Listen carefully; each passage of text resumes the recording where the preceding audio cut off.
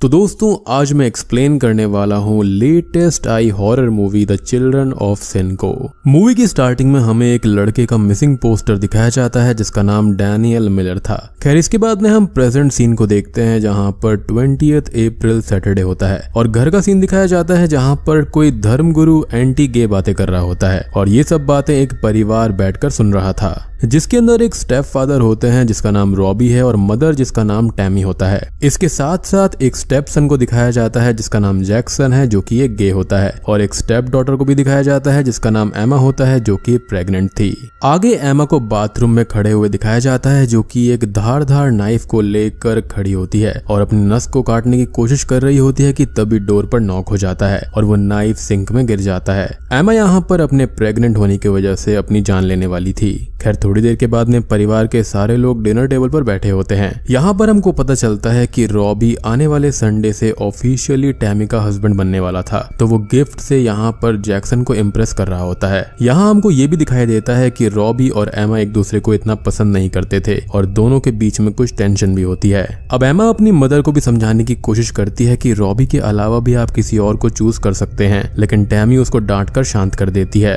सभी लोग अब डिनर करने के बाद में अपने रूम में चले जाते हैं और एमा एबॉर्शन के बारे में सर्च कर रही होती है और टैमी गार्बेज कलेक्ट कर रही होती है, जहां पर उस गार्बेज के अंदर उसे एमा का प्रेगनेंसी टेस्टिंग किट मिल जाता है। जिसके बाद में वो एमा से सवाल पूछने लगती है और उसको डांट कर उसके फोन को छीन लेती है। इसके बाद में लेट नाइट एमा वॉशरूम की तरफ जा रही होती है तो उसको दिखता है कि रॉबी टैमी के ऊपर चिल्ला रहा होता है और टैमी भी एमा को देख लेती है और गेट बंद कर लेती है। जिसके बाद में जैक्सन और एमा बात करते हैं जहां पर जैक्सन ये कहता है कि ये फाइट तुम्हारी वजह से हो रही है, तुम्हें रॉबी पसंद नहीं है, यानी कि जैक्सन को रॉबी पसंद था। खैर यहाँ पर हमको ये भी मालूम चलता है कि रॉबी बहुत ही ज्यादा रिलीजियस इंसान है। अब तभी हम जैक्सन को अपने बॉयफ्रेंड से बात करते हुए देखते हैं जहाँ पर उसका बॉयफ्रेंड उसको गे एडल्ट वीडियो की एक लिंक देता है। अब दूसरी तरफ रॉबी जैक्सन को ये एडल्ट फिल्म देखते हुए पकड़ लेता है। जैक्सन रॉबी को समझाने की कोशिश करता है लेकिन वो कुछ भी नहीं समझ पाता और रॉबी वापस अपने रूम में आ जाता है। अब अगली सुबह हम देखते हैं कि रॉबी एमा के साथ में जबरदस्ती करने की कोशिश कर रहा था, लेकिन ये बस एमा का एक नाइटमेयर था और वो उठ जाती है और फिर आज की डेट देखती है जो कि संडे अप्रैल 21 होती है। इसके बाद में एमा जब रूम से बाहर जाती है तो वो देखती है कि रॉबी और टैमी जैक्सन को कल रात वाली बात के लिए समझा रहे होते हैं कि ये सब गलत होता है और इसमें एमा रॉबी को कहती है कि इसमें गलत क्या है। तो इस बात पर रॉबी भड़क जाता है और उसको पकड़कर उस पर चिल्लाने लगता है, जिस पर टैमी रॉबी को रोकती है और एमा अपने रूम में वापस चली जाती है।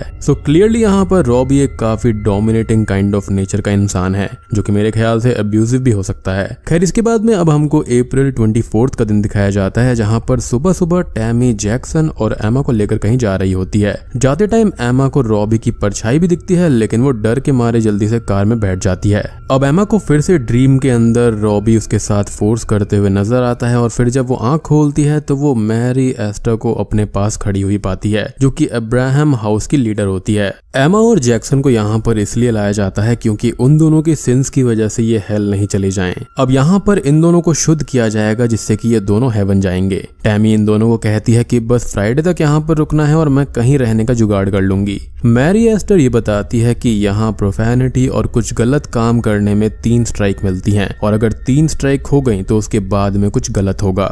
एमा पूछती भी है कि 3 स्ट्राइक्स के बाद में ऐसा क्या हो जाएगा, लेकिन बीच में ही वहाँ पर हैंक आ जाता है और कॉन्वर्सेशन को रोक देता है। जिसके बाद में मैरी एस्टर एमा को बाहर ले जाती है और नाश्ते के बारे में बताने लगती है कि तभी एक लड़की दिखाई देती है जो कि किसी को ये कह रही होती है कि मैं तुम्हें यहाँ से बाहर निकाल दूंगी। इस लड़की का नाम रेबेका होता है और इसे भी यहाँ पर इसके सिन से छुटकारा पाने के लिए भेजा गया होता है। दूसरी तरफ हैंक जैक्सन से बात कर रहा होता है कि कैसे वो अपनी होमोसेक्सुअलिटी को दूर कर सकता है अगर वो मेहनत करे तो। इसके बाद में हमें क्रिस और जो को दिखाया जाता है जो कि जैक्सन से मिलने आते हैं।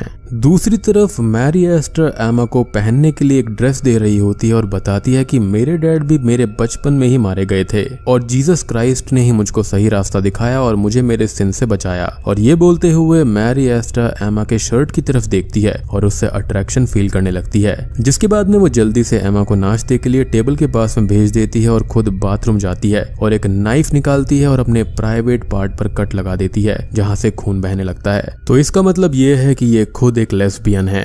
खैर इसके बाद में हैंक को दिखाया जाता है जो कि जैक्सन और जो को बताता है कि होमोसेक्सुअल थॉट एक बैकपैक की तरह होता है। अगर हम इस बैकपैक को उतार देंगे तो हमको कोई भी होमोसेक्सुअल थॉट नहीं आएंगे, जैसे कि मुझे नहीं आते। लेकिन शॉकिंगली हमको ये पता चलता है कि हैंक भी एक होमोसेक्सुअल है, जो कि गार्डनर को देखकर काफी अट्रैक्ट हो जाता है। दूसरी तरफ किचन में रेबेका और एमा खाना बना रहे होते हैं। जहाँ पर एमा को खाना बनाना नहीं आता तो रेबेका उसकी मदद करती है। अब आगे एमा उससे ये पूछती है कि तुम दूर से किससे बात कर रही थी, तो वो बताती है कि वो अपनी सिस्टर मैगन से बात कर रही थी। और यहाँ पर हमको ये भी पता चलता है कि उसकी सिस्टर को यहाँ पर होमोसेक्सुअलिटी के लिए रखा गया है और उसको सजा दी गई है। तभी आगे हमको एक बेसमेंट दिखाया जाता है जहाँ पर मैगन को बांध कर रखा गया था और मैरी एस्टर उसके लिए खाना लेकर आती है, लेकिन वो शर्त रखती है कि जब वो माफी मांगेगी तभी उसको खाना मिलेगा। लेकिन मैगन ये कहती है कि उसने कुछ किया ही नहीं तो माफी क्यों मांगेगी। और मैरी एस्टर तभी ये कहती है कि तुम नर्क में जाओगी, लेकिन मैगन ये कहती है कि मैं तो हेवन जाऊंगी। और ये सुनकर वो मैगन के ऊपर चाकू से हमला कर उसको जान से मार देती है।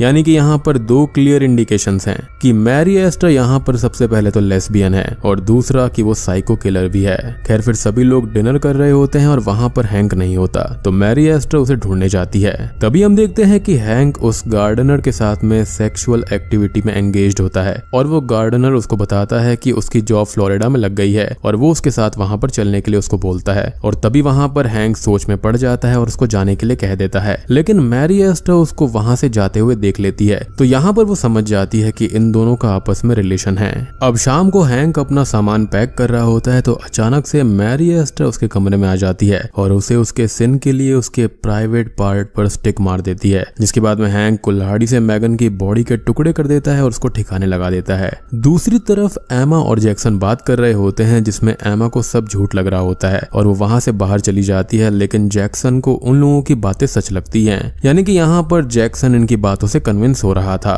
और एमा ये बोलती है कि अगर कल मदर कॉल नहीं करेंगी तो वो यहाँ से भाग जाएगी। अब अगली सुबह 25 अप्रैल थर्सडे का दिन आ जाता है जहाँ पर एमा मैरी एस्टर से ये पूछती है कि क्या उसकी मदर का कॉल आया था, जिस पर वो इस बात को टाल देती है। यहाँ पर मैरी ये भी बताती है कि आज खास दिन है, आज मेकअप ट्यूटोरियल और फैशन शो होगा। आगे रेबेका और एमा मेकअप करते हैं और मैगन के बारे में बात कर रहे होते हैं और वो दोनों प्लान बनाते हैं कि दोनों मिलकर कीज को चुरा लेंगे और मैगन को आजाद कर देंगे। इसके बाद में सभी को हॉल में बुलाया जाता है जहाँ पर सभी लड़कों के सामने लड़कियों को तैयार करके खड़ा कर दिया जाता है और मैरी एस्टर उन्हें लड़कियों की तरफ अट्रैक्ट होने को बोलती है, लेकिन कोई भी रेस्पॉन्स नहीं मिलता। जिसके बाद में वो जैक्सन को बुलाती है और उसको फोर्सफुली कहती है कि उसको इन लड़कियों को पसंद करना होगा, लेकिन हैंक बीच में चिल्लाता है और क्लास डिसमिस कर देता है। फिर रेबेका और एमा नदी किनारे बैठकर बात कर रही होती हैं कि कैसे वो मैगन को लेकर भागेंगी और वो ये प्लान बनाते हैं कि मैगन को छुड़ाने के बाद में दोनों कार लेकर भागेंगी और बहला फुसलाकर जैक्सन को भी साथ ले लेंगी। आगे दोनों ये बात करते हैं कि शायद से मैरी एस्टर ड्रिंक के अंदर कुछ मिलाती है जिसकी वजह से उनको नींद आती है और ये प्लान बनाते हैं कि वो अब ये ड्रिंक नहीं पिएंगी।